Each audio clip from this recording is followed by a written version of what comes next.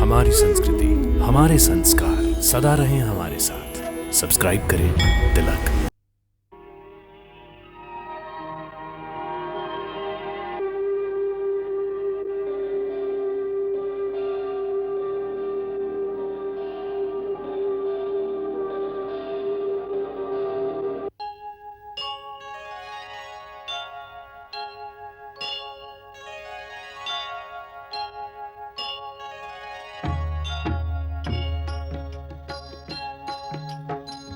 सीताराम चरित अति पावन, मधुर सरस अरु अति मन भावन।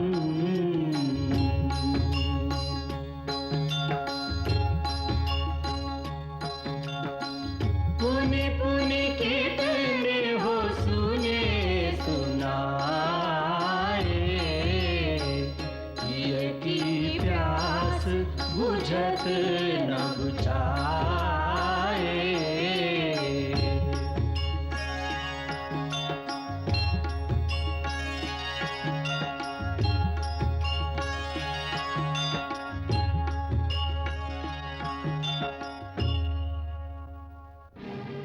तुम्हारे गुरु ने तुम्हें कोई तंत्र विद्या सिखाई है? क्यों? क्योंकि जो कार्य तुमने किया है वो अवश्य दंड देने योग्य है, परंतु तुम्हें देखकर हमारे मन में न तो दंड देने की इच्छा हो रही है और न तुमसे युद्ध करने की। मेरी अवस्था भी यही है। मैं तो यही सोच रहा हूँ कि आप किसी मोहिनी मंत्र का जाप कर रहे हैं। ये विधाता की विधि कैसी है कि दोनों ओर से धनुष उठाना कठिन हो गया है। महाराज राम, इस प्रकार यह मंत्र तंत्र का प्रयोग वीरों के लिए उचित नहीं है। यदि कर सकते हैं तो सच्चे क्षत्रिय की भांति हमें अस्त्र शस्त्र से पराजित करिए, भावना की मोहिनी डालकर नहीं। बालक, हम तुम्हारे सारे अपराध क्षमा कर देते हैं। ये यज्ञ का अश्व हमें लौटा दो, हम तुम्हें कोई दंड नहीं देंगे। युद्ध में हमें पराजित कीजिए और घोड़ा ले जाइए, और ये भी याद रखिए, घोड़ा लिए बिना चले गए तो समस्त विश्व में अपयश फैलेगा। बालक, हमें विवश मत करो। जब युद्ध भूमि में आ ही गए हैं महाराज, तो अब और कोई मार्ग नहीं बचा। एक ही मार्ग रह गया है, धनुष उठाइए।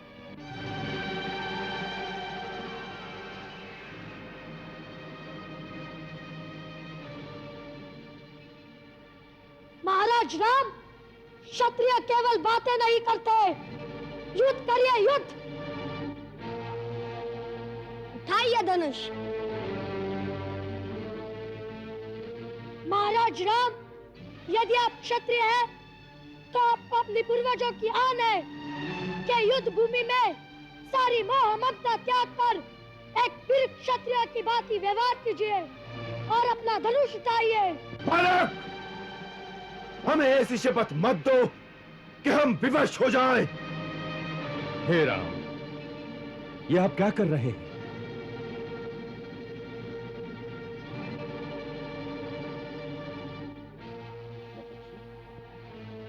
बालकों की बातों में आकर ये क्या अनर्थ कर रहे हैं आप?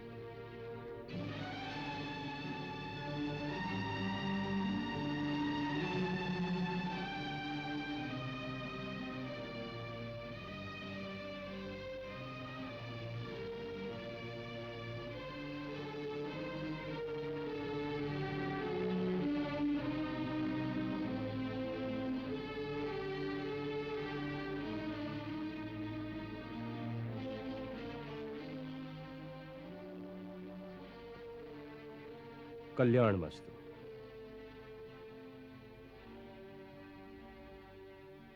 प्रभु, स्त्री, वृद्ध और बालक, इन तीनों के जीवन की रक्षा का भार तो राजा पर ही होता है। अपराधी होने पर भी उन पर राजा का हाथ नहीं उठता। महर्षि, ये बालक बहुत हठी हैं। बाल हट तो सब जानते हैं महाराज, परंतु बाल हट का उत्तर राजहट तो नहीं हो सकता। कुश, लव, ये हमारे राजा हैं, हम इनके राज्य में रहते हैं। राजा के सामने अस्त्र उठाना राजधर्म के अनुसार पाप है। आपने राजा की अवज्ञा की है। आपने राजा का घोड़ा क्यों पकड़ा? 2 कारणों से गुरुदेव। पहला कारण तो यह चुनौती है जो इस घोड़े के मस्तक पर स्वर्ण अक्षरों में लिखी हुई है। सुनिए क्या लिखा है। राजराजेश्वर छत्रपति महाराज श्री रामचंद्र के अश्वमेध यज्ञ का यह अश्व दिग दिगांतर में स्वतंत्र भ्रमण के लिए छोड़ा गया है।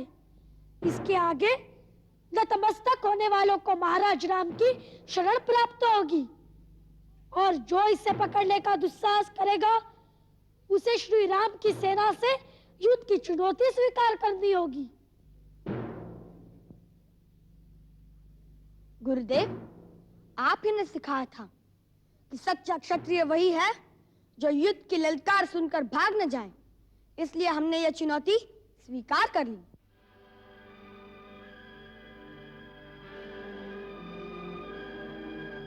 और दूसरा कारण?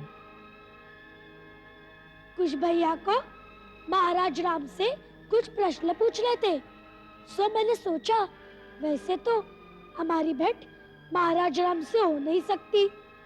यदि यह घोड़ा पकड़ ले तो उसे छुड़ाने के लिए महाराज राम स्वयं आएंगे और कुछ भैया उससे प्रश्न भी पूछ लेंगे। पूछो, क्या प्रश्न पूछना चाहते हो? एक ही प्रश्न है महाराज कि हमारे गुरुदेव कहते हैं आप मर्यादा पुरुषोत्तम हैं, परंतु यह कहाँ की मर्यादा है कि उस पत्नी का जिसकी पवित्रता पर आपको स्वयं विश्वास है केवल कुछ लोगों की निंदा के कारण त्याग कर दिया जाए और उसे निस्सहाय अवस्था में वनवास के दुख भोगने पर विवश कर दिया जाए? यह कौन सा धर्म है? राजधर्म।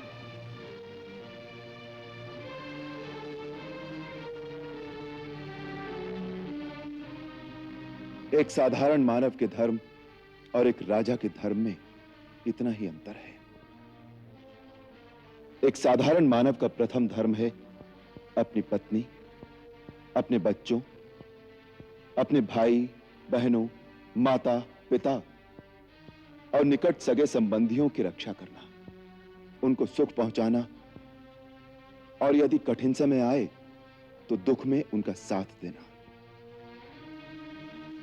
परंतु वही मानव जब राजमुकुट पहनकर राजा बन जाए तो उसका प्रथम धर्म अपने निजी सुख या दुख और अपने निकट सगे संबंधियों के सुख दुख में उनका साथ देना नहीं रहता, वरन राजा का धर्म केवल प्रजा रंजन होता है। उसके सारे कर्म प्रजा मत के अधीन होते हैं, फिर चाहे निजी तौर पर उसे सुख हो या दुख। उसका कर्तव्य तो वही है जिससे प्रजा का कल्याण हो, प्रजा रंजन हो और जिसमें प्रजा का मत हो। यही उसका पहला धर्म भी है और यही उसका आखिरी धर्म भी है। इसे ही राजधर्म कहते हैं। तो इसका अर्थ यह है कि यह अन्याय आपने नहीं अयोध्या की प्रजा ने किया है।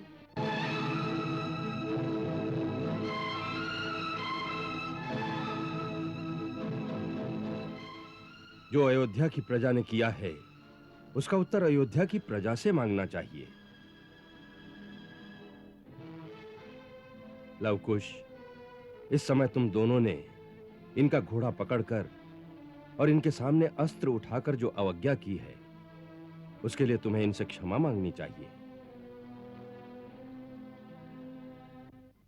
महाराज राम के विरुद्ध तुम्हारा अस्त्र उठाना ऐसे ही धर्म विरुद्ध है जैसे तुमने अपने पिता के ही सामने अस्त्र उठाए हो, क्योंकि राजा प्रजा के लिए पिता समान ही होता है। शास्त्र कहता है कि पिता ही सर्वभूतानां राजा भवति धर्मतः। इसलिए तुम्हें इनको पिता समान आदर देकर क्षमा मांगकर यज्ञ का घोड़ा लौटा देना चाहिए। जो आज्ञा गुरुदेव।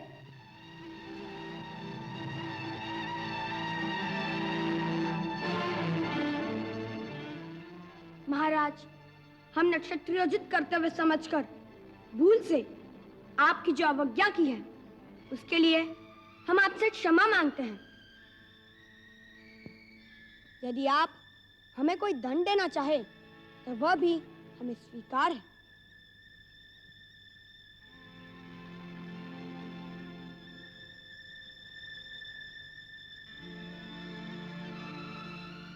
तुम दंड के अधिकारी नहीं हो बालक।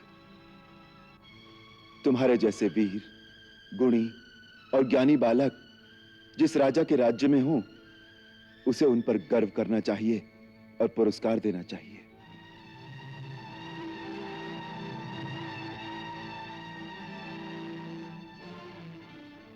जब तुम्हारी शिक्षा पूर्ण हो जाए और यदि तुम्हारे गुरु और तुम्हारे माता पिता तुम्हें आज्ञा दें, तो तुम दोनों के लिए मेरे द्वार सदैव खुले रहेंगे।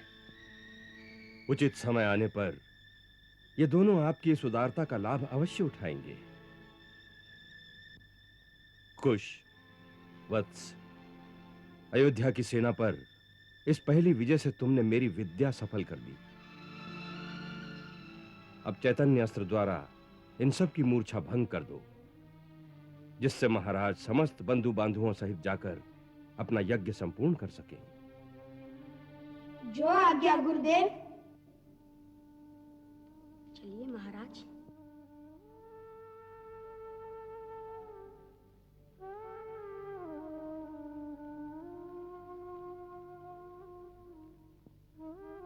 हे पवन पुत्र, जी महर्षि। आप यज्ञ का अश्व ले जाइए। जो आज्ञा।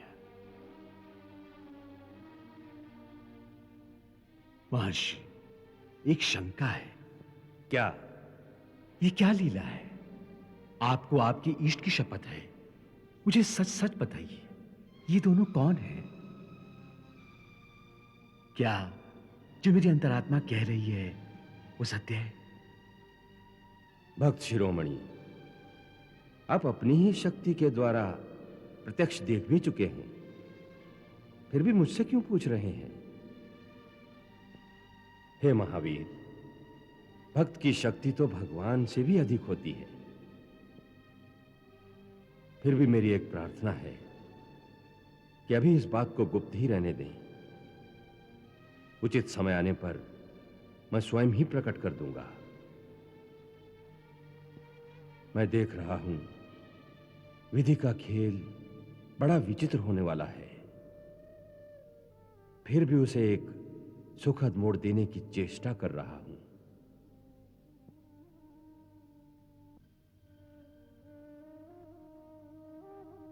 आपके भक्त सफल मनोरथ हों। पुत्री, पुत्री, सुना तूने? लव कुश ने अयोध्या की सारी सेना को पराजित कर दिया। क्या? अयोध्या की सारी सेना को पराजित कर दिया। अयोध्या की सेना को? केवल सेना को ही नहीं, वरन उनके सारे योद्धाओं को भी परास्त कर दिया। माताजी, भरत, सुग्रीव, लक्ष्मण, शत्रुघ्न, सबको भैया ने परास्त कर दिया। भरत, लक्ष्मण, इन सब के साथ तुमने युद्ध किया? क्यों? कैसे? छोड़िए ना इस बात को। एक छोटी सी लड़ाई थी, समाप्त हो गई। देखिए ना, हम आपके लिए कितने सारे कमल पुष्प लाए हैं, आपकी पूजा के लिए। यह अनुष्ठान आप जल्दी जल्दी पूरा कीजिए, जिससे शीघ्र ही हमें हमारे पिताश्री के दर्शन हो सके। खुश, मेरी बात को मत टालो। मैं जानना चाहती हूँ कि तुम लोगों ने भरत, लक्ष्मण, शत्रुघ्न के साथ युद्ध किया, क्यों किया? माताजी, मैंने अश्वमेध यज्ञ का घोड़ा आश्रम के पास विचरते देखा। उसके माथे पर स्वर्ण अक्षरों में चुनौती लिखी थी कि जो इस घोड़े के सामने मस्तक नवाएगा वह महाराज राम की शरण पाएगा, और जो इसे पकड़ेगा उसे उन्होंने युद्ध के लिए ललकारा था। युद्ध की चुनौती स्वीकार करना अपना क्षत्रिय धर्म समझकर मैंने उसे पकड़ लिया। फिर क्या, उनकी सेना, उनके सेनापति एक एक करके सबके सब ढेर हो गए। फिर शत्रुघ्न आए, उन्हें भी मैंने मूर्छित करके रण में ही सुला दिया। फिर लक्ष्मण जी आए, उनसे युद्ध हुआ। क्या ठंडा ठंडा सुना रहे हो कुछ भैया? माताजी, युद्ध नहीं हुआ, घमासान का युद्ध हुआ और हमने उन्हें मूर्छित कर दिया। फिर भरत जी आए और उनके साथ महाराज सुग्रीव और महाबली हनुमान भी आए। फिर हनुमान जी बड़े वीर कहलाते हैं, परंतु भैया की वीरता देखकर वे ऐसे चकाचौंध हो गए और हमारे पास में ऐसे बन गए जैसे गाय का छोटा सा बछड़ा बन जाता है। नहीं। हाँ, और भरत जी और सुग्रीव महाराज ने एड़ी चोटी की शक्ति लगा ली, परंतु गुरुदेव के प्रदान किए हुए हमारे अस्त्रों ने उन्हें भी धराशायी कर दिया। और फिर महाराज राम स्वयं आ गए।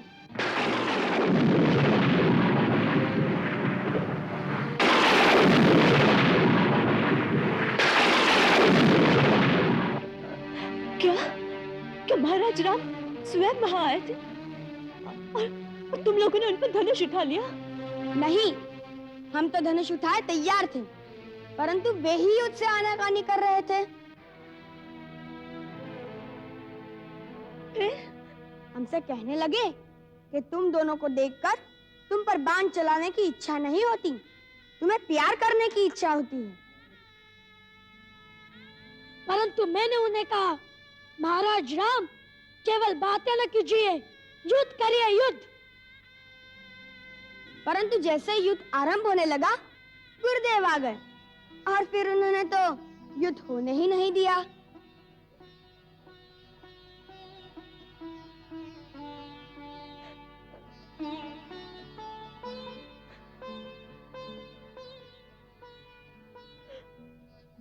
प्रभु का कोटि कोटि धन्यवाद कि तुम लोग महान पाप से बच गए, महान पाप से बच गए। क्या हुआ पुत्री? माताजी, ये आपको क्या हो गया माताजी?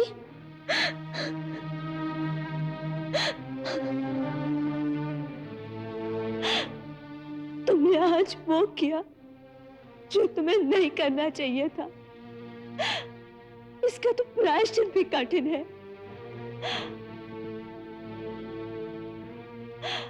हनुमान को तुमने बछड़े की भांति बांध दिया। हनुमान तो मेरा पहला पुत्र है, तुमसे भी बड़ा पुत्र।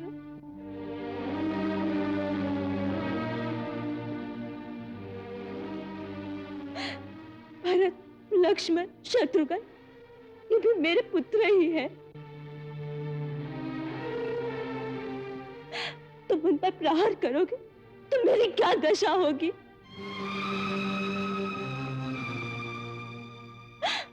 उस पर तुमने स्वयं श्री राम को युद्ध के लिए ललकारा। मेरी संतान अपने पिताश्री के चरण छूने की जगह पर उन्हें युद्ध के लिए ललकारे। मेरे लिए इससे लज्जाजनक बात और क्या हो सकती है?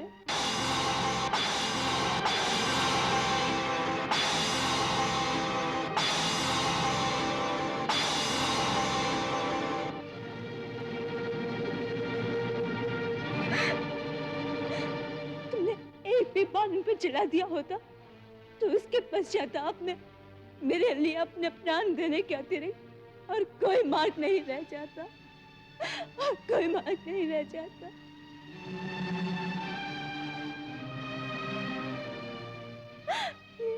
ये क्या किया तुम लोगों ने? ये क्या किया?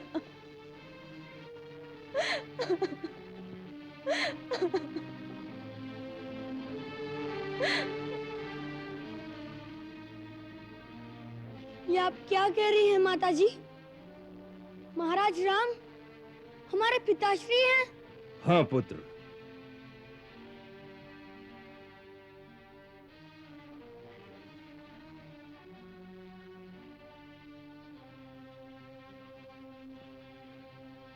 देवी सीता सत्य कह रही हैं।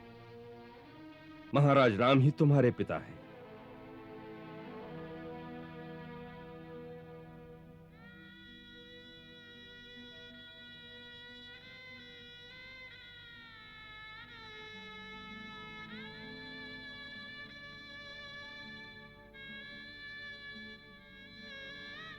तो क्या आप ही वह अभागी सीता है जिन्हें महाराज राम ने वन में त्याग दिया था?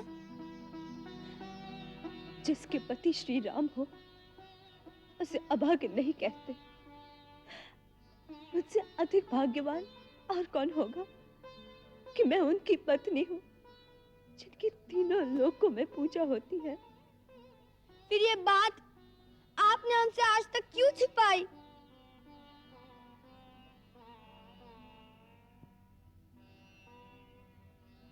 हर बात के प्रकट होने का उचित समय होता है। इससे पहले यह बात प्रकट हो जाती तो तुम्हारी माता के लिए कहीं भी सुख सुविधा से रहना असंभव हो जाता। हाँ, अब वो समय आ गया है जब तुम्हें अयोध्या वालों से यह प्रश्न पूछना होगा कि उन्होंने तुम्हारी माता के पवित्र आंचल पर निंदा के धब्बे क्यों लगाए।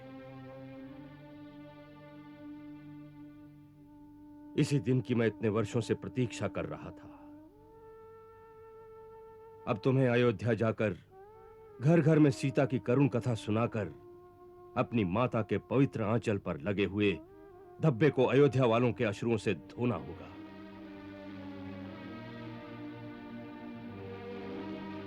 उनके मन पर लगे हुए मैल को मिटाकर उनके हृदयों में महारानी सीता का सिंहासन फिर से स्थापित करना होगा।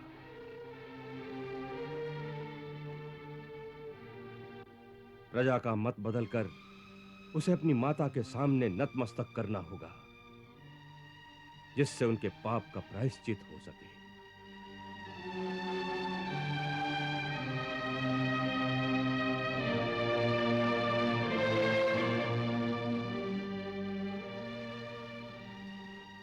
वन वन डोले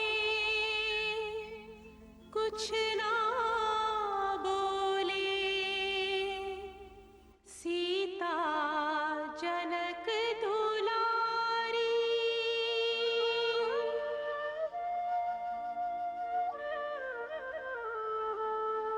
फूल से कोमल मन पर सहती, दुख पर्वत से भारी।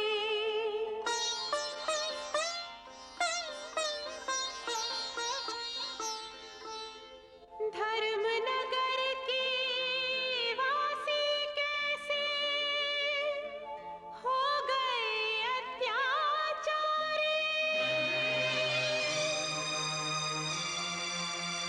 राज धर्म के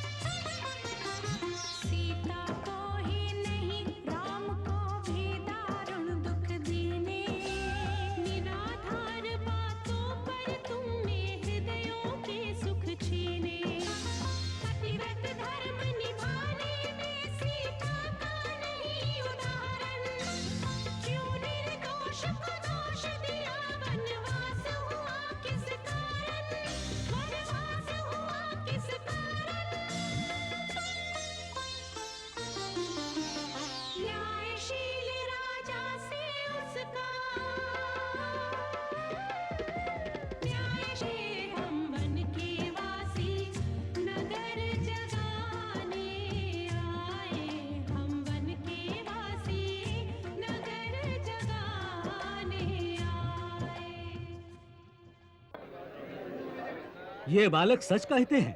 अयोध्या वालों ने ऐसा अन्याय किया है कि सहस्त्रों वर्ष नरक की यातना सहकर भी उसका प्रायश्चित नहीं हो सकेगा। सचमुच महारानी सीता के निष्कासन के पश्चात ये नगरी श्रीहीन हो गई है। केवल बातें करने से तो एक सती पर किया हुआ अन्याय नहीं मिट सकता। प्रजा को कुछ करना चाहिए। क्या कर सकती है ये प्रजा? सबको मिलकर महाराज के पास जाना चाहिए। उनसे जाकर प्रार्थना करनी चाहिए कि हमसे जो भूल हुई उसके कारण हम बड़े लज्जित हैं। सारी प्रजा मिलकर मांग करे कि महारानी सीता की खोज की जाए। वो जहां भी हैं, उन्हें बड़े आदर से लाकर पुनः राज सिंहासन पर सुशोभित किया जाए। सारी प्रजा को एक मत होकर ये मांग करनी चाहिए।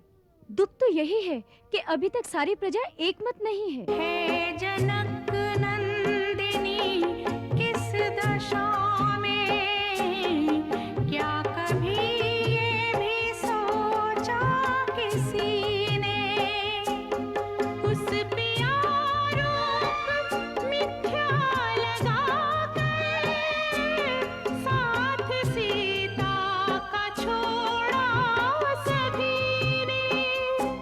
सिया का घर छूट गया, पति का सुख लुट गया, आज बंधन फिरे सीता माई, हाय तुमको दया भी न आई। महाराज, दो ऋषि कुमारों ने अयोध्या वालों को रुला रुलाकर पागल कर दिया है। वो महारानी सीता की कथा गाते हैं। उनके स्वर में एक ऐसी मोहिनी है कि लोग चित्तवत खड़े के खड़े रह जाते हैं। वो नगरवासियों से ऐसे ऐसे तीखे प्रश्न पूछते हैं कि सब निरुत्तर हो जाते हैं।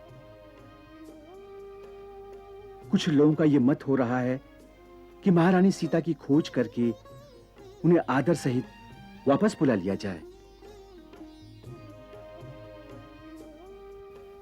ये कुछ लोगों का मत है या सारी प्रजा का? अभी तक कुछ लोगों का ही है।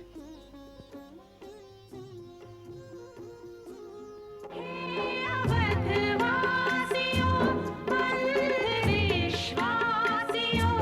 हाय तुमको दया भी न आई, आग सीता के सुख में लगाई। क्या ये वही गीत है? जी हाँ महाराज। भी न आई।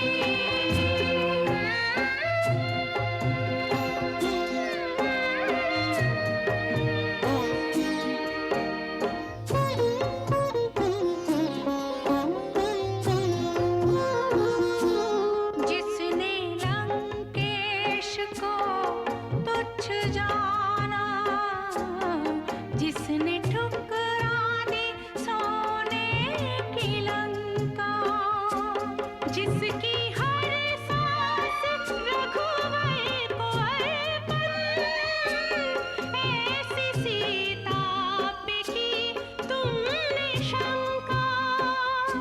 तुम वो अज्ञान हो, ऐसी संतान हो, जिसने माता में ढूंढी बुराई, आग सीता के सुख में लगाई। बच्चों, महाराज ने तुम्हें बुलाया है। महाराज नहीं, कहाँ? अपने शिविर में। परंतु क्यों? ये तो वही जाने, परंतु हो सकता है कि तुम्हारा मधुर गीत सुनने की उनकी इच्छा हो। चलिए।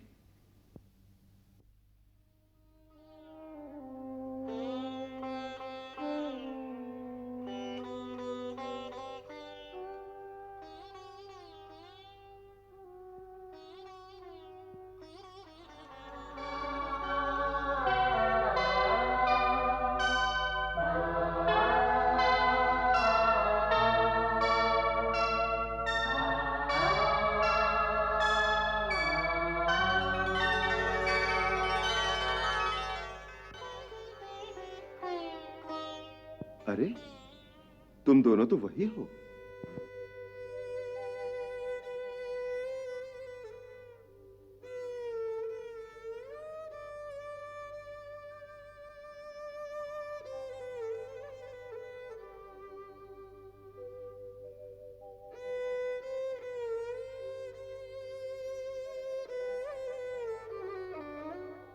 उठो। यूं आनंद विभोर भय कहत न आवे बैन, दरस परस पातात का झर झर बरसे नैन।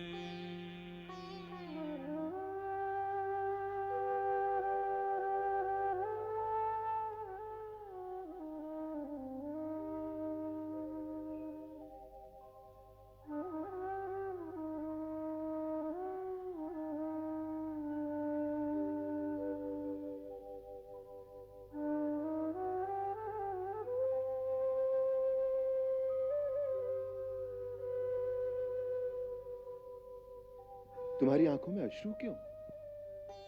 प्रसन्नता से महाराज।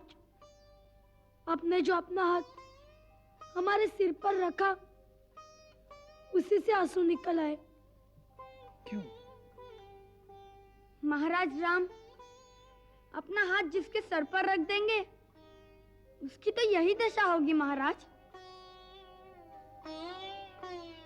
जैसे पिता का प्यार पाकर पुत्र भावुक हो जाता है, उसी प्रकार आपका दुलार पाकर हम जैसे प्रजाजनों का भाव विभोर हो जाना प्राकृतिक ही है।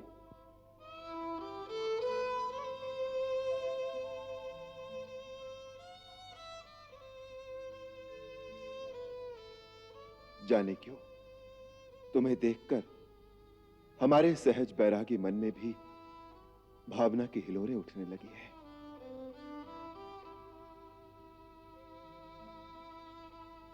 उस दिन तुम्हारा वीर रूप देखा और आज तुम्हारे स्वर का चमत्कार। वीरता में भी निपुण और संगीत के सुर ताल का भी इतना ज्ञान, कैसा अद्भुत मेल है। ये सब तो हमारे गुरुदेव की अनुकंपा है। संगीत की शिक्षा उन्होंने दी है? जी महाराज।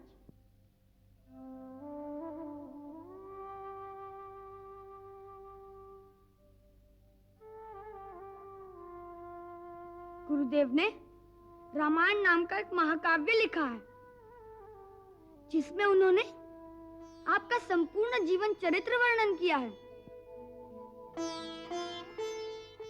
हम लोग उसी को गाते हैं। अति सुंदर लिखा है उन्होंने। हमें भी सुनाओगे?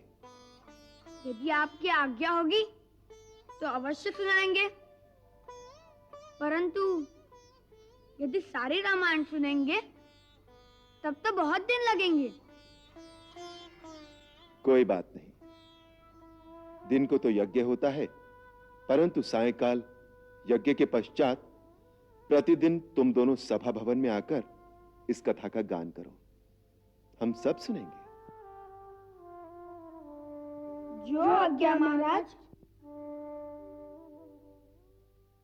महाराज ने उनका गाना सुना तो आत्म विभोर हो गए।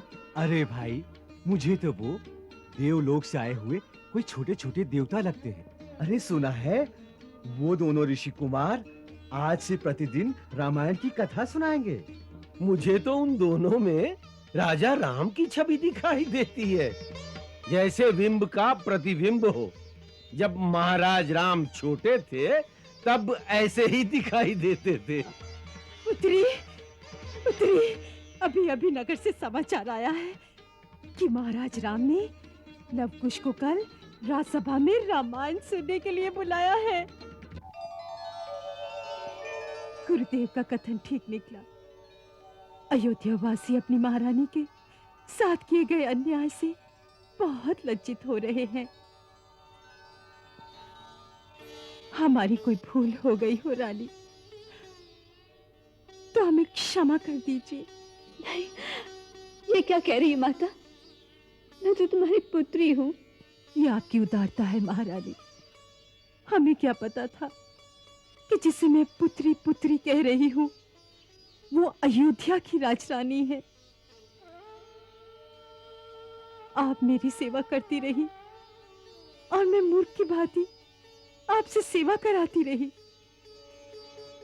हमसे भूल में जो अवज्ञा हो गई उसे क्षमा कर देना महारानी। माता, मेरा पुत्री का अधिकार छीनकर मुझे महारानी मत बनाओ। आपकी ममता की छाया न होती तो मेरे ये दिन कैसे कटते। माता, मुझे अपनी पुत्री कहो। पुत्री, पुत्री।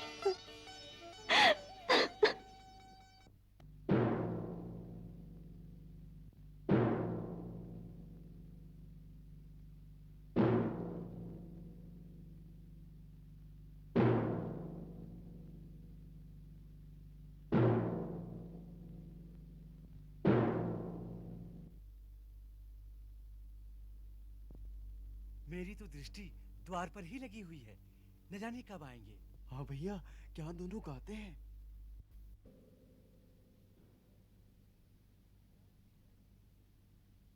महाराज की जय हो।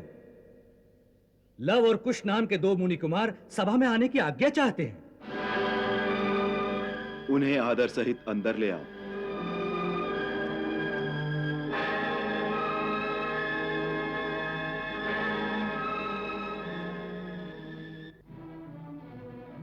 दीदी, सुना है वो जब सीता की कथा सुनाते हैं तो अयोध्या वाले रोते हैं। अब रोने और पश्चाताप करने से क्या लाभ? उस समय तो कोई न बोला।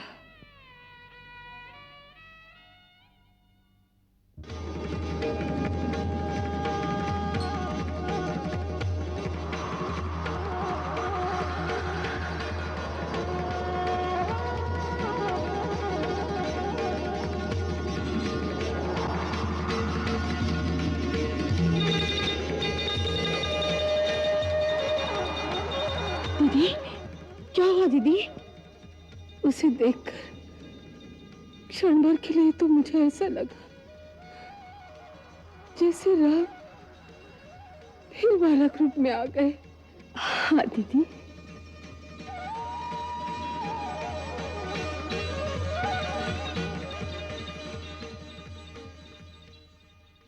हम दोनों भगवान श्री वाल्मीकि के शिष्य लव और कुश, महाराज श्री राम और समस्त गुरुजनों को प्रणाम करते हैं।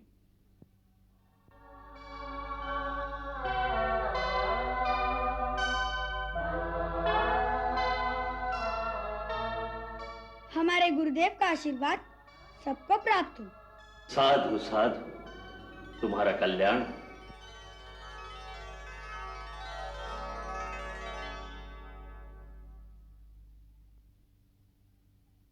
महाराज, हम आपकी आज्ञा अनुसार सभा में आ गए हैं।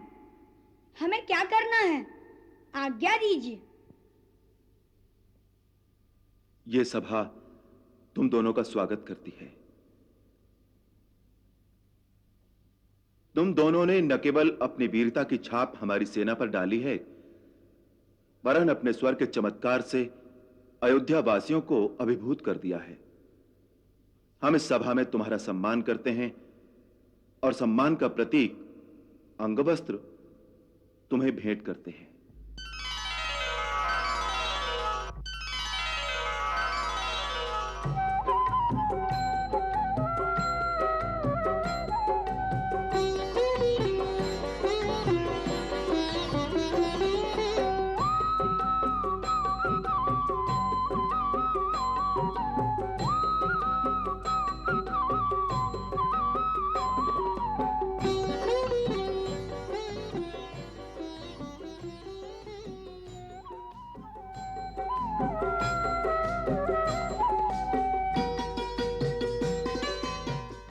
अब हमारी प्रार्थना है कि आप दोनों आसन ग्रहण करें और अपने गुरु की रची हुई कथा से इस सभा के श्रोताओं को अनुग्रहित करें। जो आज्ञा।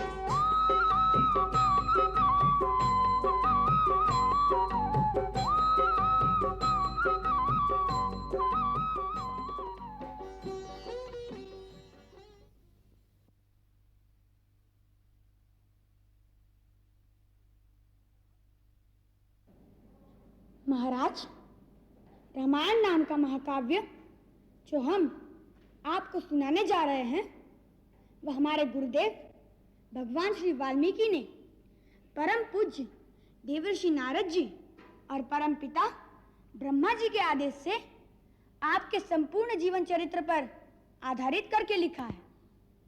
उन्होंने ही इसे संगीतबद्ध भी किया है।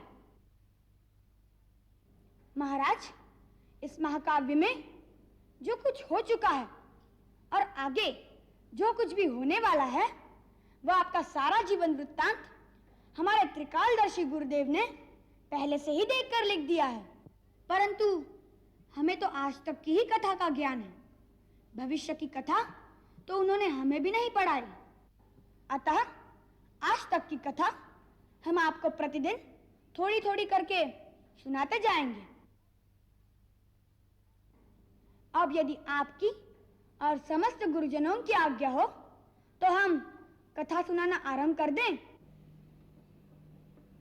यदि गुरुदेव की आज्ञा हो। अवश्य, हमारा आशीर्वाद है। महर्षि वाल्मीकि द्वारा रचित ये कथा सुनने और सुनाने वाले दोनों के लिए कल्याणकारी हो।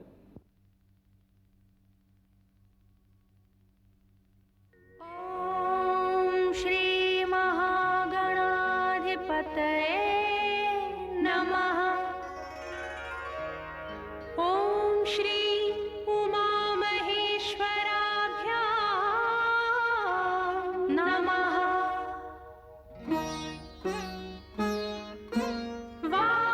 वाल्मीकि गुरुदेव के पद पंकज सिरना,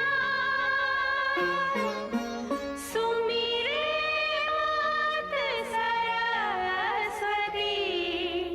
हम पर हो सहाय।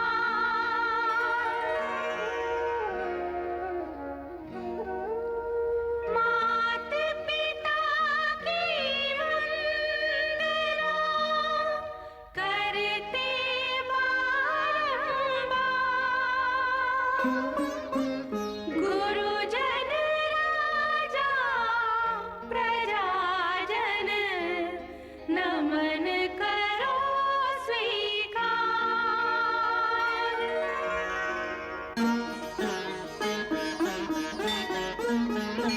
हम कथा सुनाते राम सकल गुण धाम की, हम कथा सुनाते राम सकल गुण धाम की। ये रामायण है पुण्य कथा श्री राम की।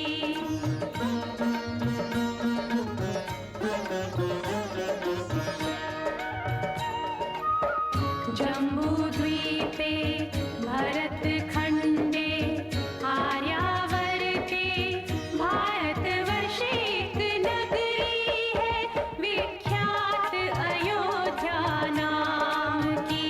यही जन्मभूमि है परम पूज्य श्री राम की। हम कथा सुनाते राम सकल गुण धाम की। ये रामायण है पुण्य कथा श्री राम की। ये रामायण है पुण्य कथा श्री राम की।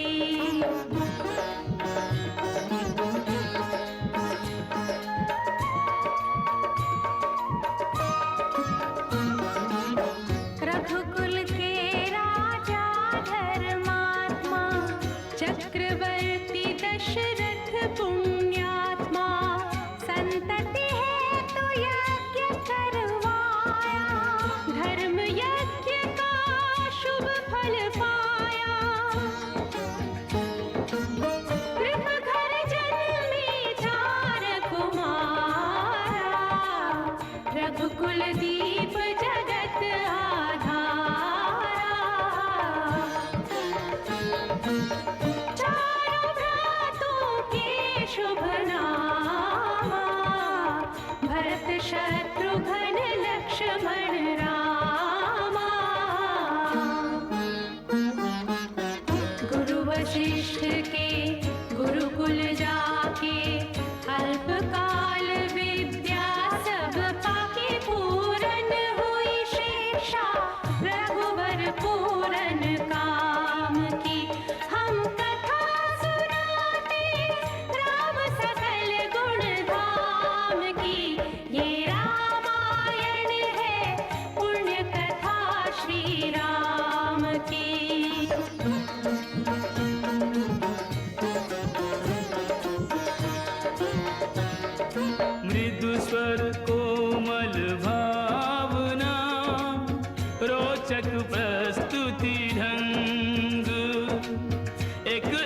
कर वर्णन करें लव कुश राम प्रसंग।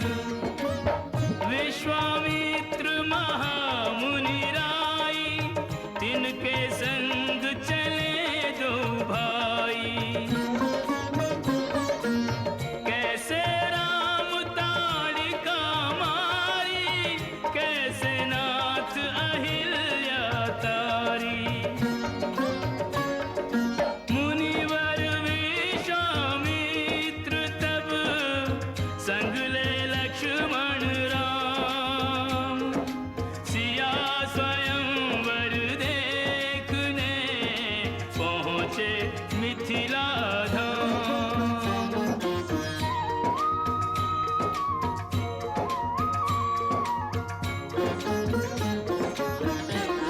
जनकपुर उत्सव है भारी, जनकपुर उत्सव है भारी। अपने वर का चयन करेगी सीता सुकुमारी। जनकपुर उत्सव है भारी। जनक राज का कठिन प्रण सुनो सुनो सब कोई। जो तोड़े शिव धनुष को सो सीतापति होय। कोतोरे शिव धनुष कठोर सबकी दृष्टि राम की ओर। राम विनय गुण के अवतार गुरुवर की आज्ञा सिरधार। सहज भाव से शिव धनु तोड़ा। जनक सुता संग नाता जोड़ा। रघुवर जैसा और न कोई सीता की समता नहीं होई। दो करे पराजित कांति कोटि रति काम की। हम कथा सुनाते राम सकल गुण धाम की। ये रामायण है पुण्य कथा सिया राम की।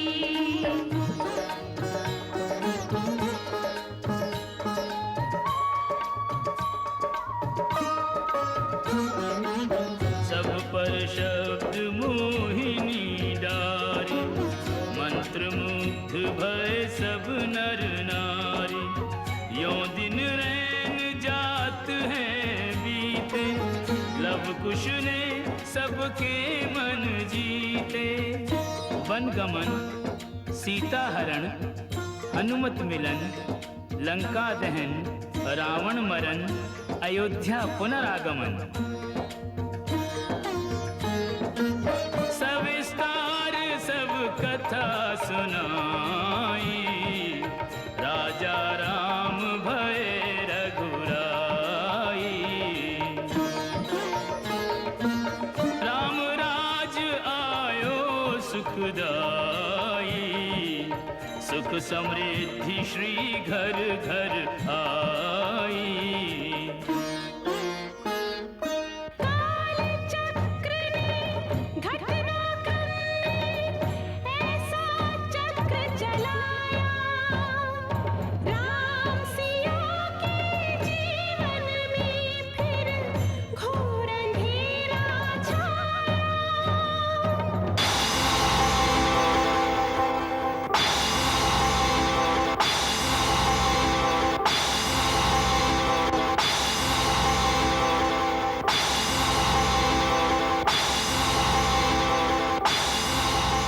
मंगल भवन अमंगल हारी। जब हो सुदशरथ अजिर बिहारी।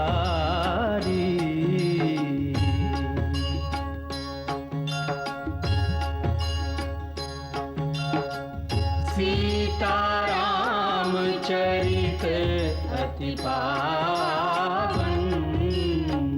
मधुर सरस अरु अति मन भावन।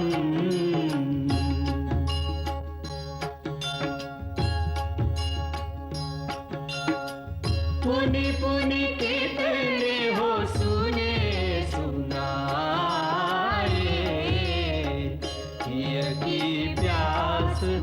बुझत न बुझाए।